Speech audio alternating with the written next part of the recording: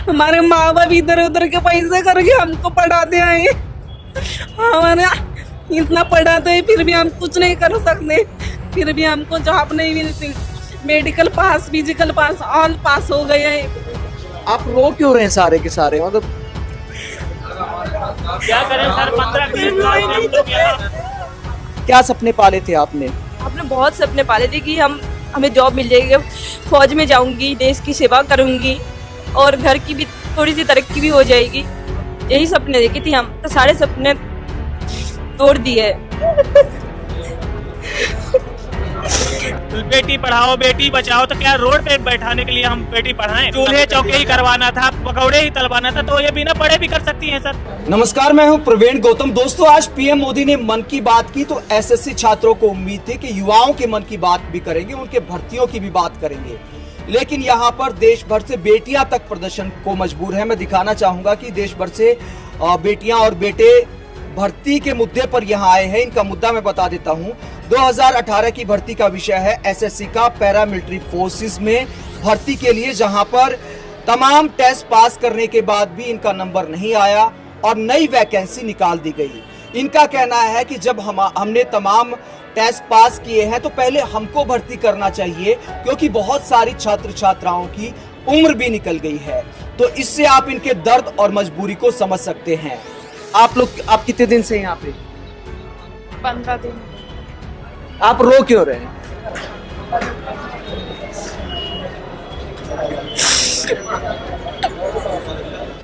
हमारे माँ बाप इधर उधर के पैसे करके हमको पढ़ाते हैं।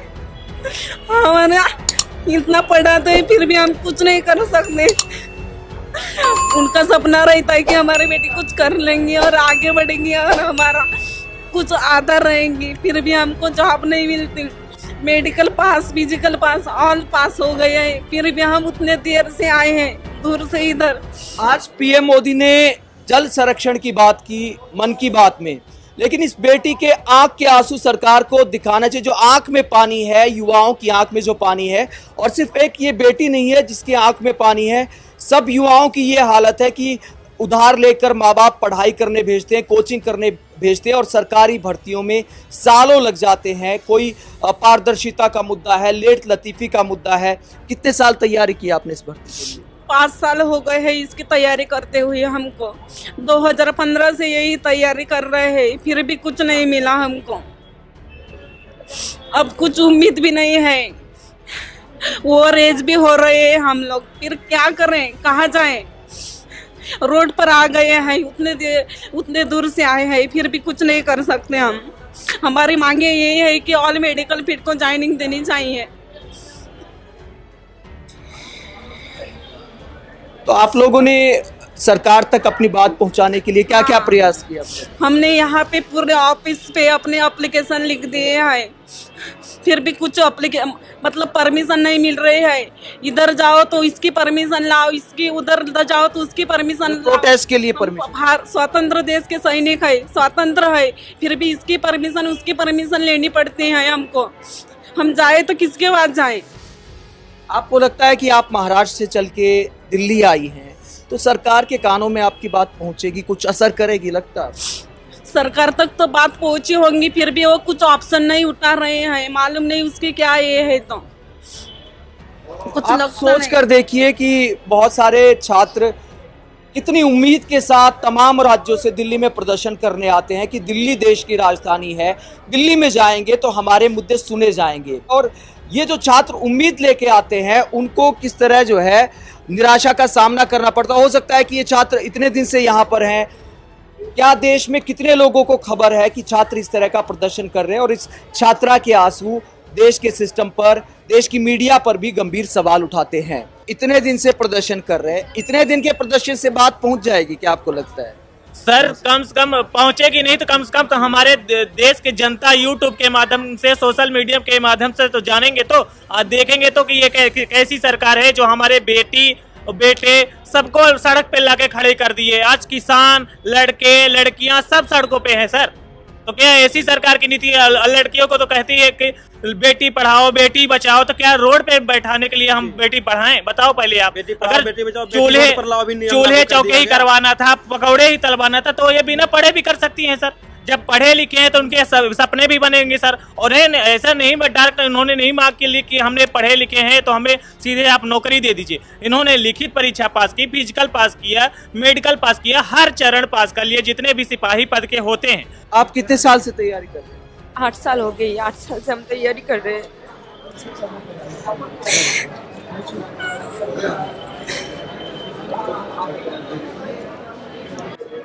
आप रो क्यों रहे हैं सारे के सारे? मतलब क्या करें सर, 15-20 साल से हम लोग यहाँ मर रहे हैं सर। कोई सुनने वाले, ना मीडिया आ रही, ना सोशल मीडिया आ रही, कोई कुछ आ रहा है सर। क्या करें हम लोग, बताइए आप। कहाँ जाए? यहाँ से भी चीज निकाल देंगे तो हम कहाँ जाएंगे सर? किसके पास जाएंगे आवाज सुनाने के लिए? जहाँ भी जाओ तो हम लोग को। कितने साल से तैयारी कर रहे हैं? सर 8 साल से तैयारी कर रहे हैं। पहले भी एग्जाम दी थी, फिर से मेरिट से बाहर निकल गई, फिर से तैयारी की, फिर से एग्जाम दी, फिर से मेरिट से बाहर निकल गई। तो जाए कहाँ? मोदी सरकार बोलती है कि बेटी बचाओ बेटी पढ़ाओ, और हम ऐसे सड़क पे खड़ी हूँ सर।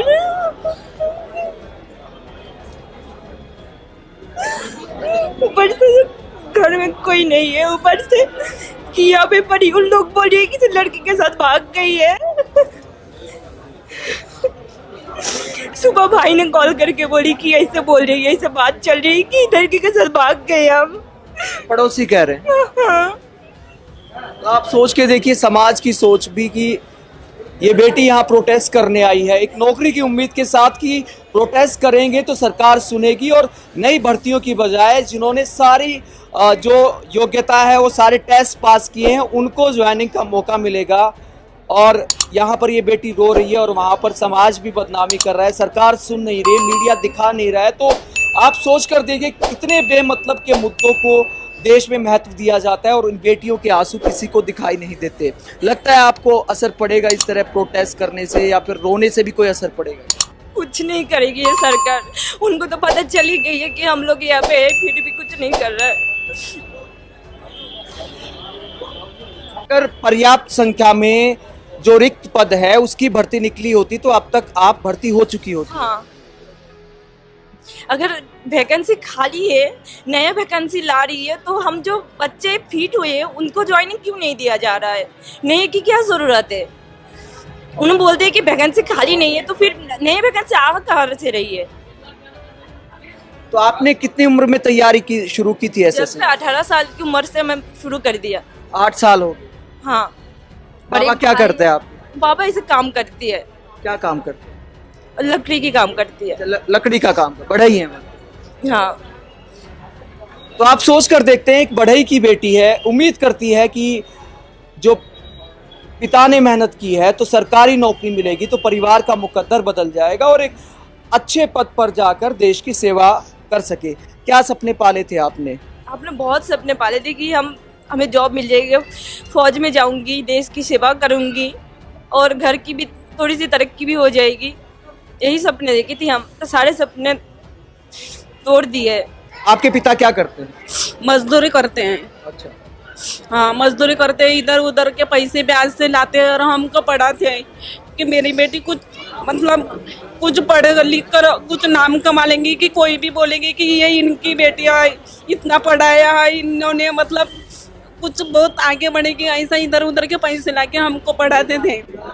तो ये आप बेटियों के आंसू देख सकते हैं और इसके जवाब में अब क्या कहें, निशब्द कर देने वाले ये आंसू हैं। हम ये भी नहीं कह सकते कि हमारे दिखाने से भी कुछ असर पड़ेगा या नहीं पड़ेगा, क्योंकि जब तक मीडिया ऐसे आंसुओं को मुद्दा नहीं बनाएगी और सारी मीडिया मिलकर नहीं दिखाएगी तब तक सरकार पर कोई असर नहीं पड़ता। एक आध यूट्यूब चैनल के दिखाने से या फिर एक आध चैनल के दिखाने से कुछ नहीं होता। जिस तरह धर्म के मुद्दों को बड़ा बनाया जाता है, सुशांत सिंह राजपूत की तरह एक मुद्दा खड़ा किया जाता है, उसी तरह आखिरकार नौकरियों के मुद्दे को बड़ा क्यों नहीं बनाया जाता? जब तमाम चैनल डिबेट करेंगे और कहा जाता है कि टीआरपी का खेल है, ऐसा नहीं है कि ऐसे मुद्दों को कोई देखता नहीं है। बेबसी में बेटियों की